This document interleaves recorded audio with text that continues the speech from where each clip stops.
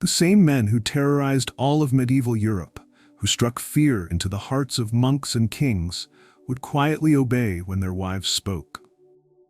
Viking warriors, feared across continents for their brutality, were completely dominated at home by women who held legal rights that wouldn't appear elsewhere in Europe for another 500 years. This is the untold story of Viking marriages, relationships where the most feared warriors in history lived in genuine terror of their own spouses. While the rest of medieval Europe treated women as property, Viking society created a domestic power structure so radical that it would shock even the most progressive minds. To understand why Viking men feared their wives, we must first grasp the extraordinary legal rights Norse women possessed. Unlike anywhere else in medieval Europe, Viking women could own property independently, initiate divorce proceedings, and even testify against their husbands in legal disputes before the Thing assembly. While Saxon women in England couldn't inherit land, and Frankish wives were legal minors their entire lives, Viking law granted women unprecedented autonomy. This wasn't progressive thinking. It was practical survival in a harsh environment where traditional gender roles could mean death for entire communities. Meet Helga Eriksdotter, a composite character based on legal records from multiple sagas. When her husband Olaf returned from a raid having lost 2 ships through poor leadership, Helga publicly declared their marriage dissolved. Under Norse law, she kept half their wealth, their home, and custody of their children. Olaf was left homeless and penniless. Viking wives controlled the household economy with iron authority. They managed all domestic affairs, supervised servants, and most terrifyingly for their husbands, controlled access to food, clothing, and basic comforts. A displeased wife could make a warrior's life utterly miserable without breaking any laws. In Norse culture, being publicly humiliated by your wife was the ultimate shame for a warrior. If a woman declared her husband inadequate before the community, his reputation for courage and leadership would be permanently destroyed. Other warriors would lose respect for him, and his political influence would vanish. Norse law actually allowed women to divorce their husbands for inadequate clothing provision. If a husband failed to provide his wife with clothing appropriate to her status, she could legally end the marriage and claim compensation. Warriors lived in constant fear of their wives' wardrobe expectations and the seasonal judgment of their providing abilities. Perhaps most terrifying for Viking men was the law allowing divorce for cowardice. If a wife declared her husband had shown fear in battle or failed to defend the family honor, the marriage could be dissolved instantly. This meant warriors faced danger not just from enemies, but from their wives' judgment of their courage. The sagas record cases where wives divorced husbands for being insufficiently masculine, a vague charge that could mean anything from poor performance in bed to failure to grow an adequate beard. The subjectivity of these grounds meant husbands never knew when they might suddenly find themselves divorced and homeless. When a Viking marriage ended, the property division favored women significantly. Wives typically retained the family home, the best livestock, and most of the household goods. The husband might keep his weapons and ship, but would lose access to the domestic infrastructure that made comfortable life possible. Viking women had extraordinary sexual autonomy for medieval times. They could demand satisfaction from their husbands and could cite sexual inadequacy as grounds for divorce. Men lived in terror of failing to meet their wives' expectations in the most intimate aspects of marriage, knowing that private failures could become public legal grounds for dissolution. If legal remedies weren't sufficient, Viking wives had other options. Some arranged for their husbands to meet with accidents during raids. Others hired warriors to challenge their spouses to duels. The sagas contain numerous stories of men who died because they had angered their wives beyond endurance. Viking women maintained powerful family networks that could destroy their husbands socially and economically. If a man mistreated his wife, her father, brothers, and male relatives would withdraw their support, ending his political alliances and trade relationships. Marriage meant gaining or losing entire power networks that could determine success or failure in all aspects of life. Perhaps most devastating was when wives turned their children against their fathers. Viking mothers controlled their children's education and social connections. A displeased wife could ensure that her children grew up viewing their father as a failure, destroying his legacy and future support in old age when warriors became dependent on their offspring. Viking wives controlled household hospitality, a crucial aspect of political power in Norse society. A wife could humiliate her husband by providing poor hospitality to his guests or by refusing to serve important visitors. This domestic sabotage could destroy a warrior's political relationships and reputation for generosity. The most feared scenario for any Viking husband was public confrontation with his wife. In Norse culture, backing down from any challenge was shameful, but fighting with your wife was equally disgraceful. Husbands were trapped in no-win situations when their wives chose to challenge them publicly, forced to either submit or face social condemnation. Many Viking women served as religious authorities in their communities, performing sacred rituals and maintaining household shrines. Their spiritual power gave them additional leverage over their husbands, who feared both earthly consequences and divine punishment for offending their wives. In a culture where supernatural forces were considered real and immediate threats, spiritual authority was genuine power. Mothers-in-law were particularly feared in Viking society because they controlled marriage arrangements for the next generation. A displeased mother-in-law could prevent her son-in-law's children from making advantageous marriages, effectively destroying the family's future prospects and social mobility. This generational leverage created lifelong anxiety for Viking husbands. The Icelandic sagas are filled with stories of powerful women who dominated their husbands through legal manipulation, family pressure, and social influence. These weren't exceptional cases, they were typical examples of how marriage functioned in Norse society, with women holding the real domestic power while men maintained only the illusion of authority. Despite their warrior culture, Viking men were economically dependent on their wives' domestic management skills. Women controlled food production, textile creation, and household crafts that generated significant income. A wife's withdrawal of her economic contribution could bankrupt even a successful raider, leaving him with weapons but no means of comfortable survival. Viking wives commanded the loyalty of household servants, who often remained with the family for generations. When marriages soured, servants typically sided with the wife who controlled their daily working conditions, food allocation, and living arrangements. Husbands could find themselves isolated in their own homes, served reluctantly or not at all by people who owed their primary loyalty to their wives. Many Viking women maintained independent trading relationships, especially in luxury goods like textiles, jewelry, and spices. These economic networks gave them financial independence and political connections separate from their husband's activities. A wife's trading success could overshadow her husband's raiding profits, creating additional tension and dependency within the marriage. Viking women often served as legal advocates for their families, representing their interests before the Thing assembly. Their knowledge of law and skill in negotiation made them formidable opponents in legal disputes. Husbands feared having their wives argue against them in legal matters because women's advocacy was often more effective and persuasive than men's direct confrontation. The sagas hint darkly at wives who resolved marital problems through poison. While direct evidence is scarce, the fear was real. Viking men worried about sudden illnesses that struck only them, while their wives remained mysteriously healthy. The knowledge of herbs for healing could easily be turned to darker purposes, and the line between medicine and murder was often unclear. The ultimate terror for a Viking husband was that his wife might leave him for a better man. Divorced Viking women were highly sought after because they brought established wealth, proven fertility, and valuable family connections. Husbands lived knowing their wives had attractive alternatives to unhappy marriages, and that other men actively courted dissatisfied wives. Many Viking women were believed to possess the power of cursing, calling down supernatural punishment on those who wronged them.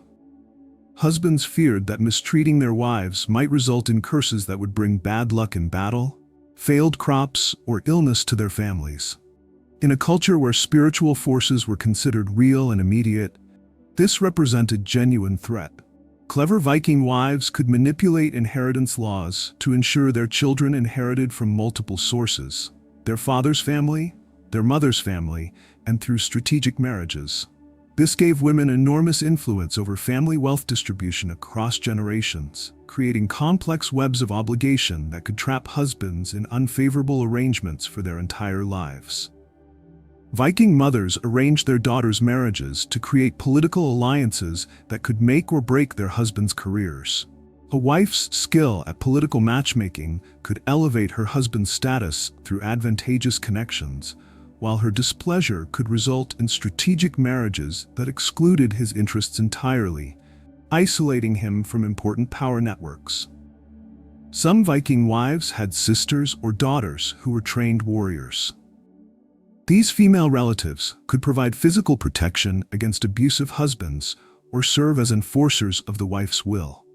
The threat of armed female relatives was a powerful deterrent against domestic violence, creating situations where husbands faced potential physical consequences for mistreating their wives.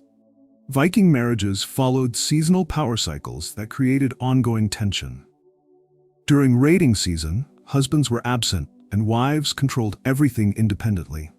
Upon their return, men had to renegotiate their domestic authority with wives who had grown accustomed to independent decision-making and might resist returning to shared power arrangements. During important feasts, Viking wives could sabotage their husbands' reputations through poor meal preparation, inadequate hospitality, or deliberate slights to important guests. Since hospitality reflected directly on the host's honor and political standing, wives could destroy their husband's social status through domestic passive resistance that appeared accidental but was carefully calculated.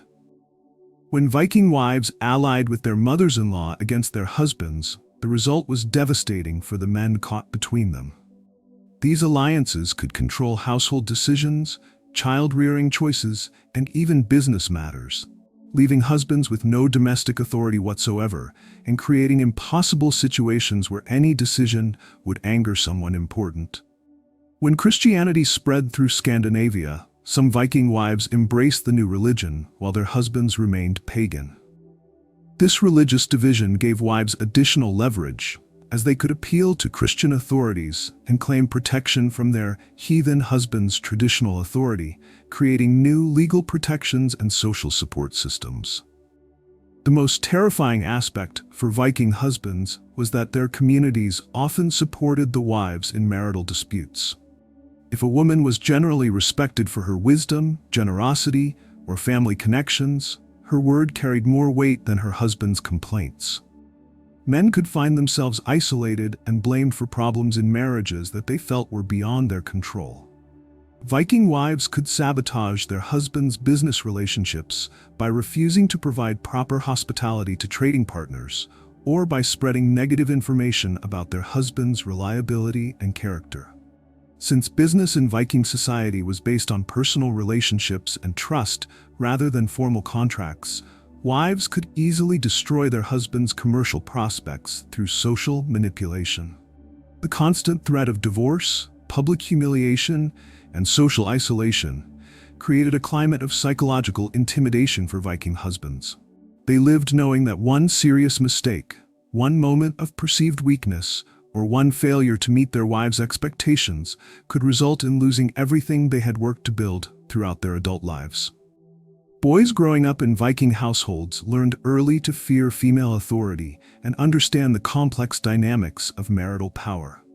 They watched their fathers submit to their mother's will and understood that successful marriage required constant vigilance to avoid their wives' wrath. This cycle of domestic intimidation and careful behavior continued across generations, shaping masculine identity in profound ways. Some Viking men tried to escape difficult marriages by extending their raiding expeditions or accepting distant trading missions that kept them away from home for months or years. However, returning home after long absences often made the situation worse, as wives had grown more independent and less tolerant of their husbands' attempts to reassert authority over household affairs. When Viking wives felt wronged, they could demand compensation in the form of jewelry, furs, or other luxury goods. Husbands were expected to provide these payments to restore marital harmony, creating a system where men essentially paid tribute to their own wives for domestic peace. The cost of maintaining a happy marriage could be financially ruinous for unsuccessful warriors.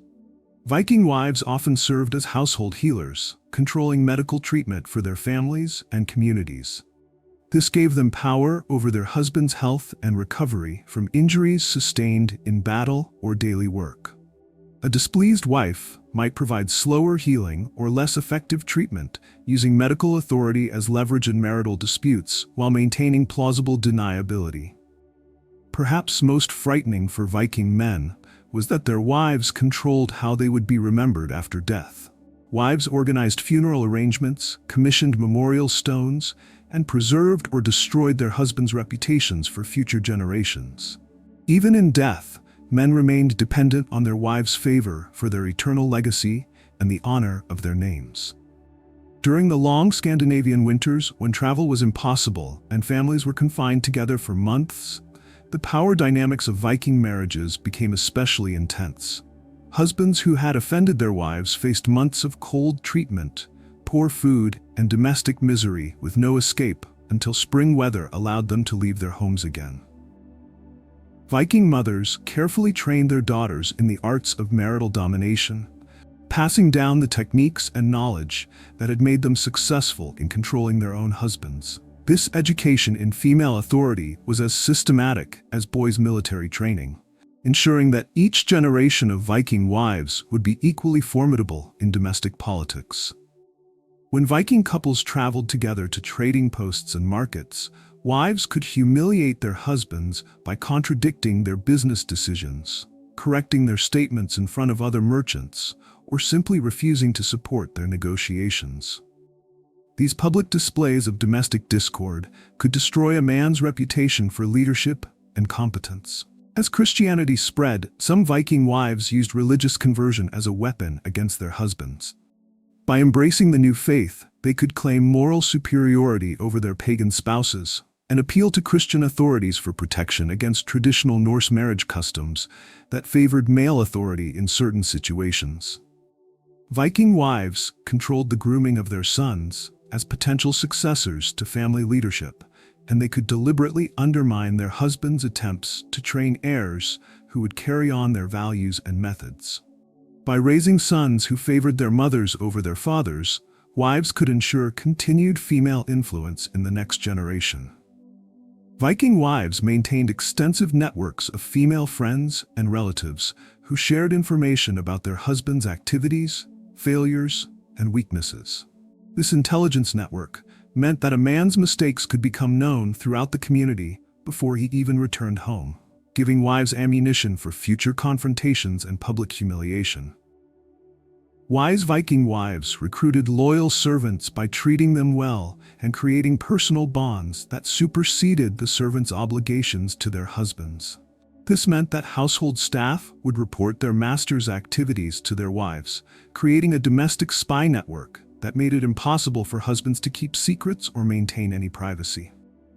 At large community feasts and celebrations, Viking wives could control their husbands' social interactions by determining whom they would talk to, which alliances they would support, and how they would present themselves to the community.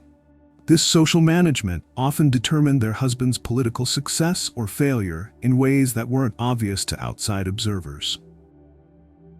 The most successful Viking wives gained complete control over family finances by managing all income and expenses. Husbands might bring home wealth from raids or trading, but their wives determined how it was spent, saved, or invested. This economic control made men dependent on their wives' approval for any significant expenditure or financial decision. Viking wives built alliances with other powerful women that created a parallel political structure to their husbands' warrior networks. These female alliances could support or undermine their husbands' political activities, making wives essential partners in political success and dangerous enemies if the marriage relationship soured. When Viking wives wanted to destroy their husbands completely, they would systematically undermine their reputations through a campaign of subtle character assassination.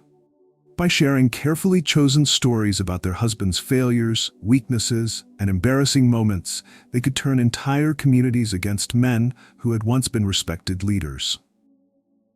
Some Viking wives developed elaborate methods of ritually humiliating their husbands during important ceremonies and celebrations. By timing their criticism, complaints, or public corrections to coincide with moments when their husbands were trying to assert authority or gain respect, they could maximize the psychological damage of their domestic dominance. Viking wives could manipulate inheritance laws to favor their own family lines over their husbands' relatives, creating complex legal battles that could last for generations. By understanding the intricacies of Norse inheritance law better than their husbands, they could ensure that wealth and property flowed according to their preferences, rather than traditional male succession patterns. Many Viking wives cultivated reputations for supernatural abilities, whether through genuine spiritual practices or deliberate cultivation of mysterious behavior. Husbands who believed their wives could curse them, predict the future, or communicate with spirits lived in constant fear of supernatural retribution for domestic misbehavior. Viking wives controlled their children's education and cultural transmission, determining what stories they heard, what values they learned, and what view of their father they would carry into adulthood. This educational authority allowed wives to shape the next generation's understanding of proper gender roles and family hierarchy, often undermining their husbands' attempts to instill different values. In extreme cases, Viking wives could effectively force their husbands into exile by making their domestic lives so unbearable that leaving became the only option. Through a combination of social pressure, economic control, and family manipulation, they could drive men from their own homes and communities without technically violating any laws. Viking wives served as the keepers of family memory and oral tradition, deciding which stories would be preserved and how family history would be remembered. They could ensure that their husbands' failures were remembered for generations, while their successes were forgotten, controlling their posthumous reputations completely. When Viking men lay dying, their wives made the final decisions about their care, their last rites, and their burial arrangements.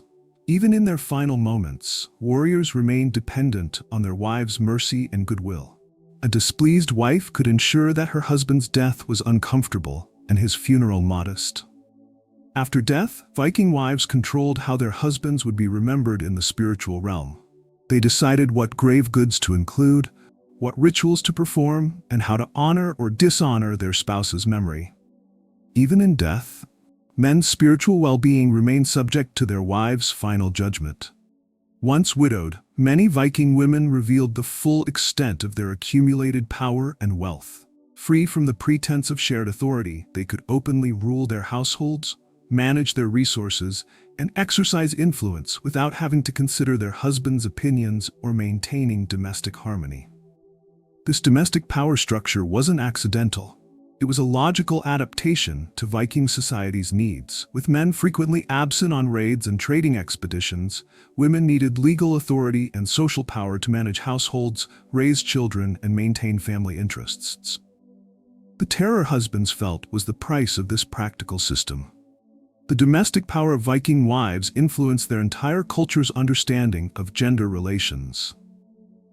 Unlike other medieval societies where women were seen as naturally inferior, Viking culture recognized female capacity for leadership, strategic thinking, and independent action, even if this recognition came through fear rather than respect. Viking wives often served as diplomatic representatives for their families, negotiating treaties, arranging alliances, and resolving conflicts.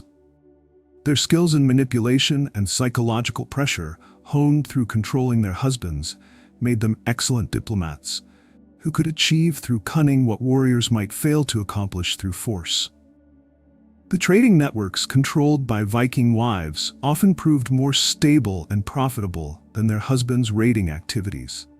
While men focused on dramatic but risky military expeditions, women built steady commercial relationships that provided consistent income and reduced the family's dependence on the uncertain profits of warfare. The most successful Viking wives mastered the psychology of intimidation without ever resorting to obvious threats or violence. Through subtle manipulation, strategic silence, and carefully timed displays of displeasure, they could control their husband's behavior more effectively than any physical coercion. Elder Viking wives served as mentors to younger women, teaching them the skills needed to manage their own husbands effectively. This knowledge transfer ensured that each generation of Viking wives would be equipped with the psychological tools and strategic understanding necessary to maintain domestic authority. Ironically, while Viking wives terrorized their husbands, they also preserved Viking culture through their control of domestic traditions, religious practices, and cultural transmission. Their authority ensured the continuation of Norse customs even as the political and military aspects of Viking society evolved. As Viking society changed and eventually converted to Christianity, the wives who had terrorized their pagan husbands proved remarkably adaptable.